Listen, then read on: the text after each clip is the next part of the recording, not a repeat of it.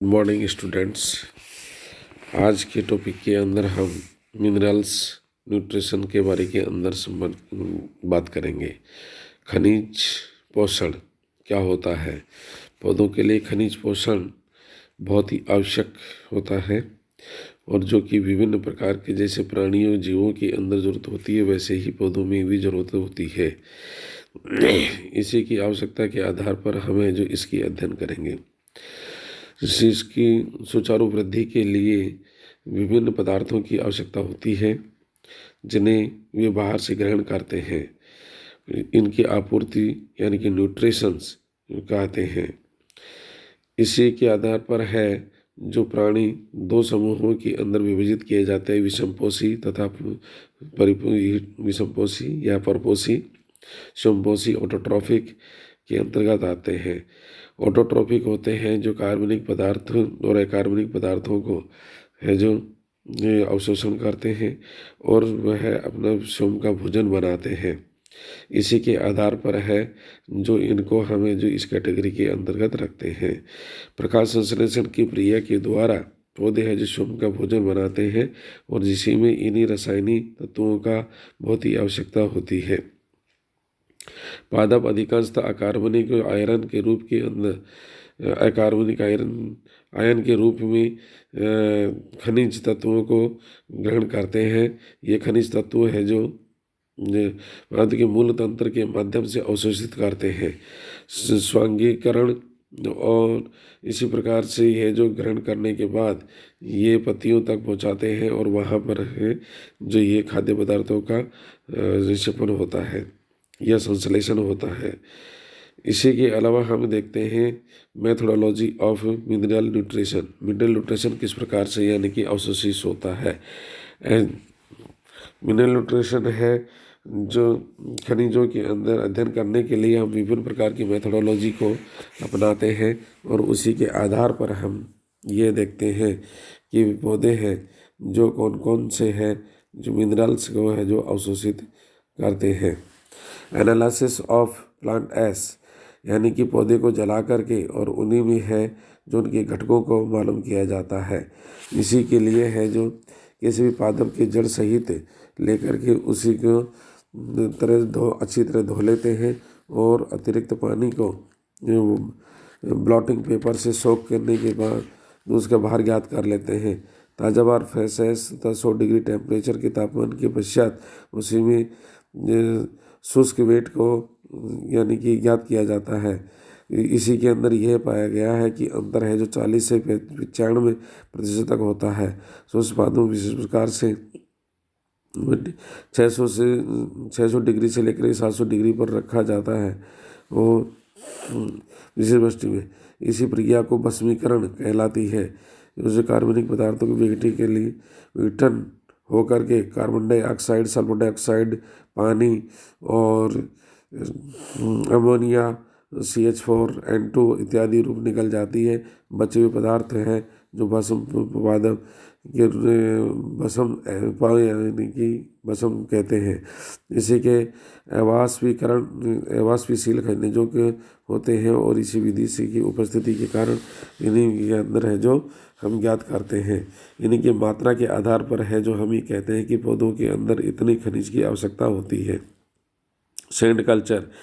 Sand culture में क्या होता है कि इस विधि में विभिन्न तत्वों की उपयोगिता सुनिश्चित करने के लिए पादपों को रेत या बालू में उगाया जाता है। शुद्ध रेत और बजरी सिलिका को विलय लवणों से रहित करने के लिए पानी में अच्छी तरह से धोया जाता है और रेत की क्षारीयता एल्कलिनिटी को समाप्त करने के लिए अम्ल HCl का उपचारित किया जाता है। और इसी के लिए हमें जो अम्ल को निकालने के लिए बार बार जल से धोते हैं और कभी कभी इसे गर्म पानी से भी यानी कि अम्लोपचार भी किया जाता है। इसी प्रकार से है जो करने के बाद में रेत में है जो आवश्यकता अनुसार कंट्रोल प्लांट यानी कि मिनरल्स को डाला जाता है और उसी के साथ साथ इसी की डेफिशिएंसी और आवश्यकता को नोट किया जाता है। और इसी के साथ साथ वाटर होल्डिंग कैपेसिटी याद की जाती है। वहाँ रेत का तापमान शीत ऋतु में बहुत कम और ग्रीष्म में बहुत अधिक होता है, जिससे कि मूल तंत्र विपरीत प्रभाव डालता है। इसी से वर्मिक्यूलाइट आजकल रेत के स्थान पर अन्य उदासीन माध्यम जैसे कि सिलिका, क्वार्ट्ज और वर्मिक्यूलाइट इत्यादि का उपयोग किया जाता है। वर्मिक्यूलाइट की जल का अवशोषण करने की क्षमता ज़्यादा रखती है तथा ये ठंडा रखती है। इसी के अलावा कल्चर इन सॉल्यूशन यानी कि पानी के अंदर है जो सॉल्यूशंस यानी कि बनाया जाता है और वो सॉल्यूशंस के आधार पर है जो इसी को हमें जो कल्चर किया जाता है, ये इसमें काफ़ी विलियन यानी कि काम में ले जाते हैं और उसे कल्चर किया जाता है। हाइड्रोपोनिक्स पानी में किए जाने वाले खेती को है जो हाइड्रोपोनिक्स के नाम से जाना जाता है। इसी के अंदर मिट्टी रहित संवर्धन अथवा विलयन संवर्धन द्वारा पादप उगाने की विधि को जल संवर्धन हाइड्रोपोनिक्स कहते हैं। इसे बड़े पैमाने पर पादप उगाने के लिए उपयोग किया जाता है। इसी के लिए अनेकों वैज्ञानिकों ने अनेक पोषण माध्यम विकसित किए हैं और जिसमें भी कुछ संवर्धन के माध्यम अधिक होता है। जैसे विलियन का पीएच समान रखना चाहिए, विलियम का वातान भली प्रकार होना चाहिए, सभी विलियनों का परासरणता ऑस्मोटिक प्रेशर एक समान होना चाहिए और ये विलियन में आवश्यक है तत्व प्रचुर मात्रा में होने चाहिए। विलियन को समय समय पर बदलते रहना चाहिए। पादप को सीधा रखने के लिए उचित सहारा देना चाहिए। वृद्धि के लिए आवश्यक अन्य कारक एवं तथा तापमान व प्रकाश की मात्रा अनुकूल होनी चाहिए। ये सब चीज़ें हैं जो इसमें हाइड्रोपोनिक्स के अंदर काम में ली जाती हैं। इसी के साथ साथ इसी के अंदर है जो विलियन को है जो शामिल किए जाने वाले विभिन्न प्रकार के जो तत्व हैं उन्हीं को काम में लिया जाता है, जो कि बहुत ही अधिक उपयोगी होता है और दीर्घकालीन कंडीशन के अंदर जाती है। जल संवर्धन के एडवांटेज, जल संवर्धन मृदा में पादप संवर्धन यानी जियोपोनिक्स की अपेक्षा अधिक लाभदायक होता है। पोषक विलयन के संगठन को सरलता से नियंत्रित किया जाता है। संवर्धन विलयन को बार बार बदला जा सकता है जिससे कि विषाक्त पदार्थों को जमाव नहीं हो पाता। इसमें किसी प्रकार की कोलाइड नहीं होते हैं। मृदा में पाए जाने वाले पोषक तत्वों को अधिशोषण कर उन्हें निष्क्रिय कर देता है। निराई गुड़ाई इत्यादि की आवश्यकता नहीं होती है। इसमें खरपतवार उगने की संभावना कम होती है। वातन का प्रबंध किया जाता है, अतः मूल की वृद्धि भली प्रकार से होती है। हालांकि जल संवर्धन में वातन का प्रबंधन स्वयं ही एक समस्या है। खनिजों यानी basis for the essentiality of minerals, mineral की एसेंशियलिटी क्यों होती है? मिनरल्स की एसेंशियलिटी पादप भस्म के नवीन तत्व के द्वारा विश्लेषण के खनिज के लिए इसी की उपस्थिति यानी पाई जाती है। अनेक उत्तकों में 60% तक खनिज तत्व पाए जाते हैं। उत्तकों की मात्रा की उपस्थिति के कारण है जो तत्व है जो ये है काफ़ी अधिक मात्रा के अंदर यानी कि मिलते हैं। ये पादपों की विभिन्न प्रकार की क्रियाओं के लिए और खाद्य पदार्थों को बनाने के लिए तथा इन्हीं में वृद्धि के लिए न्यूट्रिएंट्स की आवश्यकता होती है। इसी में दो प्रकार के न्यूट्रिएंट्स होते हैं, मैक्रो न्यूट्रिएंट्स और माइक्रो न्यूट्रिएंट्स, जिनको कि अधिक मात्रा में जो मैक्रो यानी कि अधिक मात्रा के अंदर जरूरत होती है उनको माइक्रो न्यूट्रिएंट्स कहते हैं और जो कम मात्रा में होते हैं उनको माइक्रो न्यूट्रिएंट्स के नाम से जानते हैं। एसेंशियल एलिमेंट्स वर्तमान के अंदर 16 तत्व अनिवार्य तत्व माने गए हैं। इनमें कार्बन, हाइड्रोजन, ऑक्सीजन के अतिरिक्त सभी खनिज तत्व होते हैं। कार्बन, हाइड्रोजन, ऑक्सीजन मृदा के अंदर जल व वायुमंडल से ग्रहण किए जाते हैं। ये तीनों तत्व की सभी पदार्थ हैं जो प्रोटीन व अन्य प्रकार के लिपिड और कार्बोहाइड्रेट, ह्यूमन न्यूक्लिक अम्ल व अन्य कार्बनिक अम्ल आदि घटक होते हैं। जीवद्रव्य का मुख्य घटक है। इसी के अतिरिक्त हाइड्रोजन आयन्स के रूप के अंदर कोशिका में पीएच को प्रभावित करता है। लवणों का अवशोषण करने के लिए शोषण की महत्वपूर्ण भूमिका होती है। इसी प्रकार से है जो कि खनिज तत्वों में पोटेशियम, कैल्शियम, मैग्नीशियम एवं नाइट्रोजन, फास्फोरस, सल्फर, जो नाइट्रेट आयन, फास्फोरिक आयन एवं सल्फ्यूरिक आयन सल्फर आयंस के सल्फर डाइऑक्साइड आयंस के रूप में वृहत मैक्रोन्यूट्रिएंट्स का माने जाते हैं। बोरॉन, क्लोरीन, कॉपर इत्यादि सूक्ष्म तत्व माइक्रोन्यूट्रिएंट तत्व माने जाते हैं। कुछ वैज्ञानिक इसे अतिरिक्त सिलिकॉन को वृहत पोषक और सोडियम तथा निकल को सूक्ष्म तत्वों में समाहित करते हैं। कार्बनिक पदार्थों एवं संचालन यानी as a structural component minerals है जो नाइट्रोजन विभिन्न अमीनो अम्ल, एमिनो एसिड, प्रोटीन, न्यूक्लिक अम्ल कोएंजाइम्स के घटक होते हैं। सल्फर युक्त अमीनो एसिड और प्रोटीन कोएंजाइम्स ए विटामिन इत्यादि के।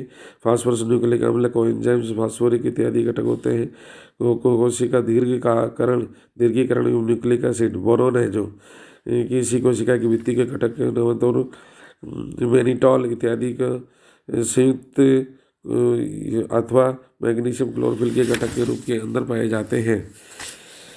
इसी के तहत कैल्शियम कोशिका भित्ति के मध्य पट्टिका मंडल लैमेला बनाती है, ऊर्जा एनर्जी ट्रांसफर करती है, इलेक्ट्रॉन स्थानांतरण में तथा इन्हीं में एंजाइम घटक के रूप के अंदर काम में आते हैं, जिनमें tyrosinase, cytochrome oxidase, phenolase, plastocyanin, nitrogenase, hydrogenase और एल्कोहल डिहाइड्रोजिनेज, ग्लूटामिक डिहाइड्रोजिनेज इत्यादि एंजाइम्स के लिए काम में आते हैं। मिनरल्स है जो कोशिका का परासरण एवं स्फीति दाब। कोशिका का परासरण स्फीति दाब है जो पोटेशियम के कारण होता है। विभिन्न उपचय क्रिया पोटेशियम लगभग 40 एंजाइमों के साथ सहायक के रूप में काम करता है। सोडियम कुछ कार्य पोटेशियम के स्थान पर करते हैं और इसी के अंदर C4 और CAM पादपों में फास्फोइनोल पाइरुवेट में पुनः प्राप्ति के लिए रीजनरेशन के लिए काम में आते हैं। कैल्शियम फास्फोलिपिड्स एवं ATP जलाभिघटन कारकों में उपचय के लिए मैसेंजर के रूप में काम आते हैं। मैग्नीशियम फास्फेट स्थानांतरण करने में एंजाइम्स के रूप में काम आते हैं। मैग्नीज है जो एक्टिवेटेड एंजाइम्स के रूप में काम में आता है। डीऑक्सो कार्बोलेज, काइनेज, ऑक्सीडेज, परऑक्सीडेज इत्यादि में काम आते हैं। क्लोरीन O2 मोचन के लिए काम में आती है। अविष्कारी प्रोटॉक्सिक प्रभाव कॉपर, एआस और मरकरी आयन अवस्था में जीवद्रव्य के विषकारी प्रभाव होते हैं। विरोधी एंटागोनिस्ट यानी कि सिलिकॉन की उपस्थिति के अंदर मैग्नीज सांद्रता 300 से 400 ppm की अविसैलोटॉक्सिक नहीं हो पाता है। Role of various minerals in elements. Minerals जो मिनरल्स होते हैं जो कि विभिन्न प्रकार के रोल अदा करते हैं, उन्हीं के आधार पर हमें है जो इसको देखते हैं। नाइट्रोजन है जो एक कार्बन, ऑक्सीजन एवं हाइड्रोजन के बाद में नाइट्रोजन ही पादप के लिए सर्वाधिक तत्व होता है। स्रोत यह वायुमंडल के अंदर यानी कि पाई जाती है। कार्य इसी के कार्य होते हैं। ये पादप के सभी अंगों में पाई जाती है तथा प्रोटीन, जीवद्रव्य व पर्णहरित क्लोरोफिल, एंजाइम्स, न्यूक्लिक अम्ल, क्षारीय फ्यूरिन और पायरामिडिन कोएंजाइम्स NADP इत्यादि के मुख्य घटक के रूप में होती है।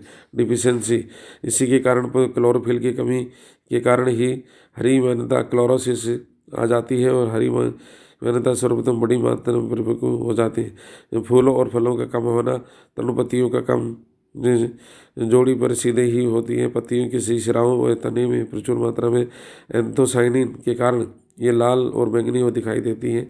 वृद्धि दर कमी हो जाती है। पार्श्व कैरिपुलता डोरमेंसी में आ जाती है। सीरियल्स में शाखाएं नहीं होती हैं। कुछ पौधों के अंदर जैसे गेहूं में जड़ें लंबी हो जाती हैं। कोशिकाओं के लिग्निन का अधिक निक्षेपण हो जाता है। प्रोटीन की मात्रा कम और मंड की मात्रा अधिक हो जाती है। कोशिकाएं छोटी और मोटी भित्ति युक्त ये छोटी होती है। इसी प्रकार से जो बहुत सारी चीज कमियाँ हो जाती हैं जिसके कारण होती है। फास्फोरस से मृदा के अंदर ग्लोसोल है जो फास्फोरस आयन और फास्फेट आयन्स के रूप के अंदर उपलब्धता होती है। मृदा भी pH और रणयन और मृदा के सूक्ष्म जीवों की उपस्थिति में घुलनशील लोहा, कैल्शियम और एल्यूमिनियम की उपस्थिति में होता है। फंक्शंस फल यह बीज, फल और अन्य संचय अंगों में प्रचुर मात्रा के अंदर पाया जाता है। तीव्र वृद्धि में ये विभुजोत की कोशिकाओं में भी पाया जाता है। इसी के घटक होते हैं जो कि न्यूक्लिक अम्ल, कोएंजाइम्स, न्यूक्लियोप्रोटीन्स, ATP, NADP इत्यादि के अंदर पाया जाता है। ऊर्जा की संबंधित ये उपापचयी क्रियाओं में जैसे ऑक्सीकरण, अपचयन संबंधी क्रियाओं, शोषण इत्यादि में ये संपूर्ण मात्रा में मिलते हैं। इसी के अलावा एंजाइम्स को सक्रिय करने में योगदान होता है। ये डिफिशियंसी, इसी के कारण उपपचयी क्रियाएँ की कम हो जाती है। नाइट्रोजन स्थानांतरण में ये प्रभावित करता है और पौधों की जो पत्तियां जो स्टंट हो प्रतीत होती हैं, तरुण पत्तियों की गहरी नीली, हरी और कभी कभी तो ये नीली रक्त ये तो दिखाई देती हैं। इसी प्रकार से कैम्बियम निष्क्रिय हो जाता है और इसी में जो है जो अनाज अनाज वर्ग के अंदर साखर ट्रिलिंग कम हो जाती है। और तो बहुत सारे हैं जो इसी के कारण ट्रीटमेंट फास्फेट उर्वरता का प्रयोग किया जाता है। पोटेशियम सोर्स, मृदा में यह विभिन्न चट्टानों के अभिषेक यानी वेदरिंग से ही धीरे धीरे घुलनशील लवणों के रूप के अंदर उपस्थित होता है। चट्टानों में पाया जाता है। मृदा में ये एक्सचेंजेबल अवस्था में पाया जाता है। फंक्शंस, ये प्रोरय के शीर्ष, मूल के शीर्ष, एदा, तरुण पत्तियां, विकासशील कायिक एवं पुष्प कलिकाओं में अधिक मात्रा के अंदर पाया जाता है। ये इसकी संतुलता के कारण ये मिलता है। विभिन्न प्रकार पादपों के अंदर एक घटकों के रूप के अंदर पाए जाते हैं। इसी प्रकार से सभी प्रकार के वो जो है जिनकी डिफिशियंसी पाई जाती है। सल्फर जैसे है वह भी पाया जाता है। सल्फर, कैल्शियम और आपके है जो मैग्नीशियम, आयरन, ये इनकी उपयोगिता जरूरी होती है। बोरॉन, मैग्नीशियम, साथ ही साथ इसमें है जो हम ये देखते हैं कि जिंक, मोलिब्डेनम, क्लोरीन, ये सभी है, कॉपर, सभी की कमियां और इनकी उपयोगिता ज़रूरी होती है। कोबाल्ट है जो ये काफ़ी अधिक मात्रा के अंदर यानी कि पाए जाते हैं और इन्हीं के लिए ये काम करते हैं।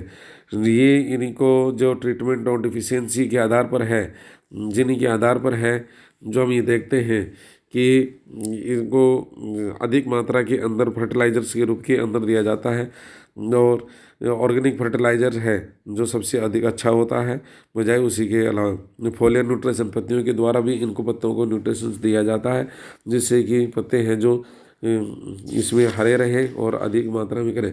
टॉक्सिक मिनरल्स, कुछ मिनरल्स हैं जो अधिक मात्रा के अंदर इकट्ठे हो जाते हैं तो उनको टॉक्सिसिटी हो जाती है और टॉक्सिसिटी होने के कारण है जो पौधे के अंदर मृत्यु अवस्था की तरफ पहुंच जाता है। इस वजह से क्या है कि पौधे को टॉक्सिसिटी है जो कम से कम होनी चाहिए और इनको ध्यान में रखने के लिए हमें जो विभिन्न प्रकार के उपचार किए जाते हैं जिनको कि ध्यान में रखना चाहिए जो कि काफ़ी अधिक मात्रा के अंदर होते हैं। थैंक्स।